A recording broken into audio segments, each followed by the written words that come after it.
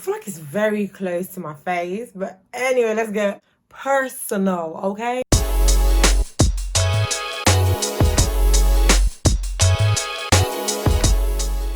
Hi guys, welcome back to my channel. It's Mary Mez. I would like to apologize. I was having technical difficulties. My laptop crashed on me. Oh my days.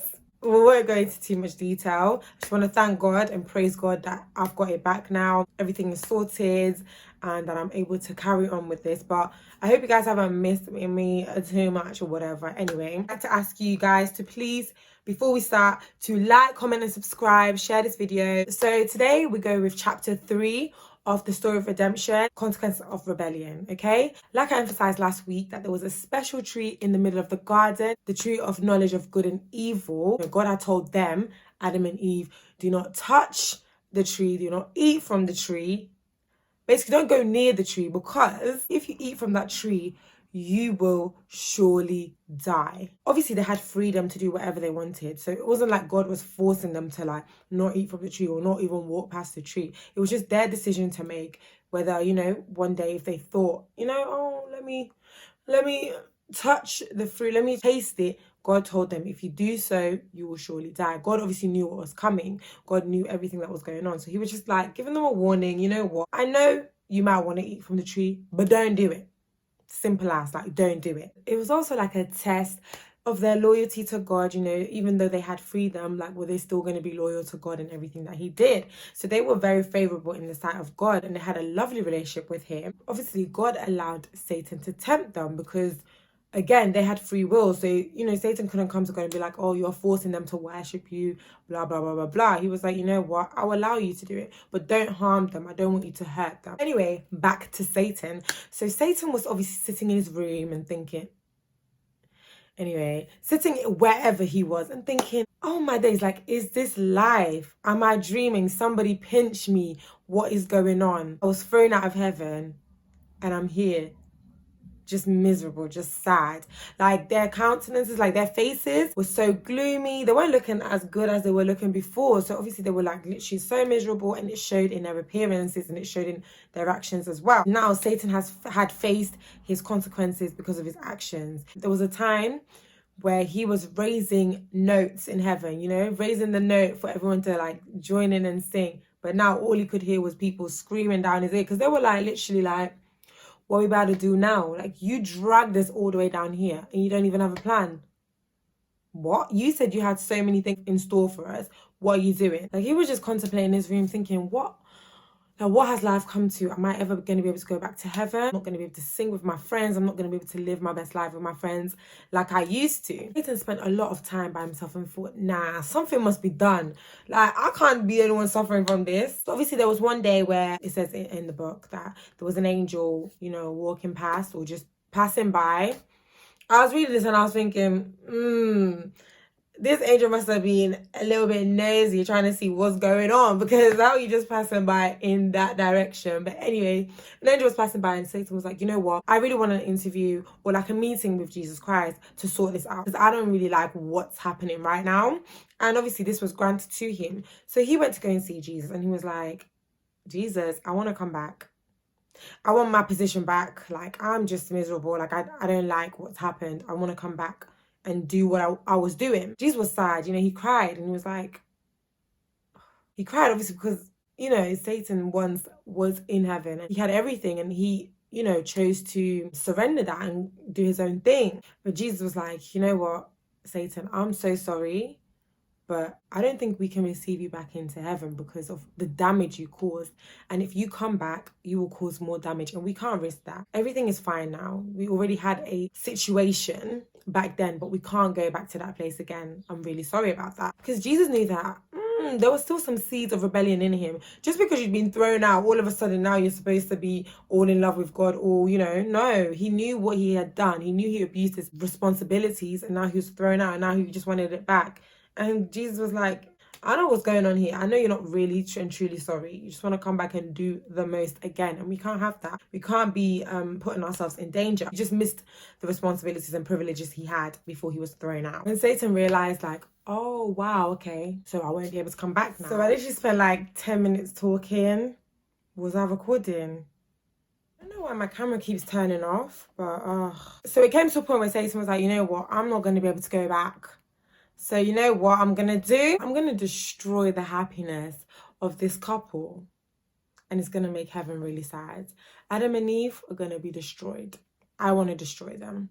He was just fed up and he was like, you know, if I can't have my way, nobody can have their way. You know the selfish people? Yeah, that was Satan. And he knew this would cause so much pain in heaven. So you know what? He started plotting against humanity. Satan thought, you know what? I need to plan this in a way that, number one, if I can find a way to deceive Adam and Eve and they fall and they sin, God is obviously going to forgive them. If he forgives, we can all share God's mercy together. Or two, if this all fails, then we just unite with Adam and Eve, we come together as one, and we come for God harder than ever and take over Eden, this beautiful garden. Eat from that tree and know that, you know what, God cannot do anything about it. Keep getting up and checking. It's so jarring. So Satan sat down with his angels. You know what, guys, come together. Let's discuss. Let's see what's going on. And he told them everything. However, the angels were a bit like, a bit unsure, because they were like, you know what? Last time you sat down with us to discuss things, look where it brought us. And now you want us to do something again.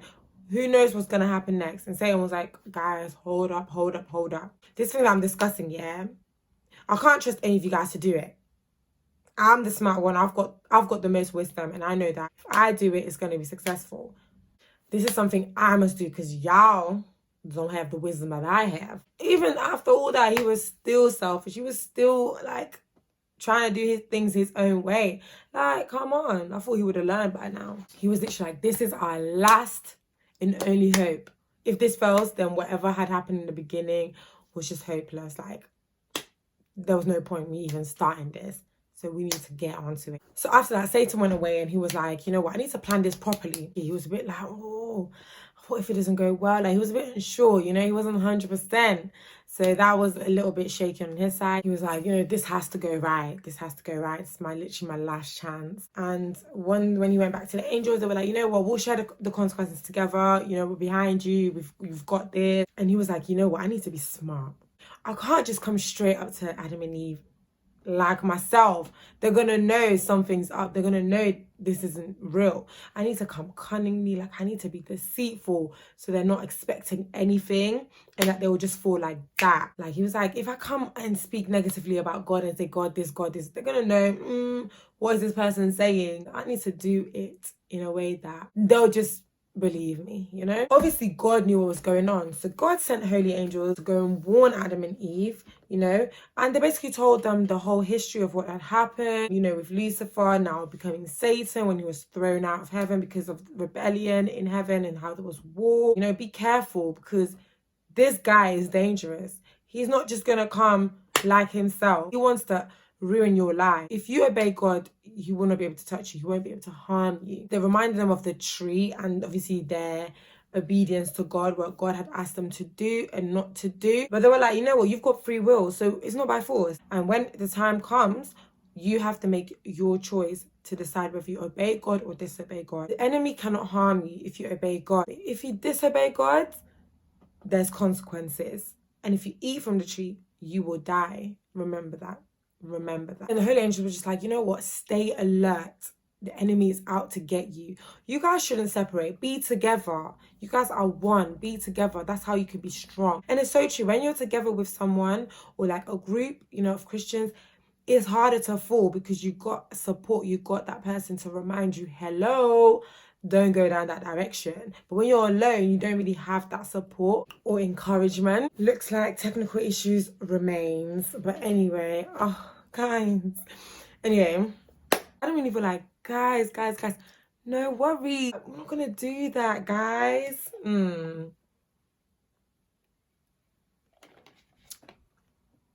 Anywho, we are never going to sin against God. We love him. We don't want to do that. We have a great relationship with him.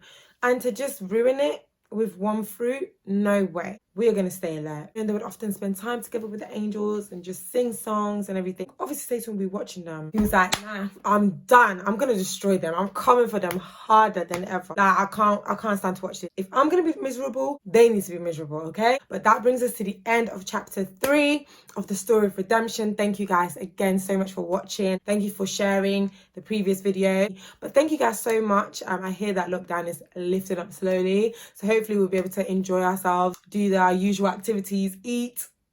I can't wait to eat in a restaurant, guys. But anyway, thank you guys so much for watching. Hope everyone is doing good. Bye, guys. Peace.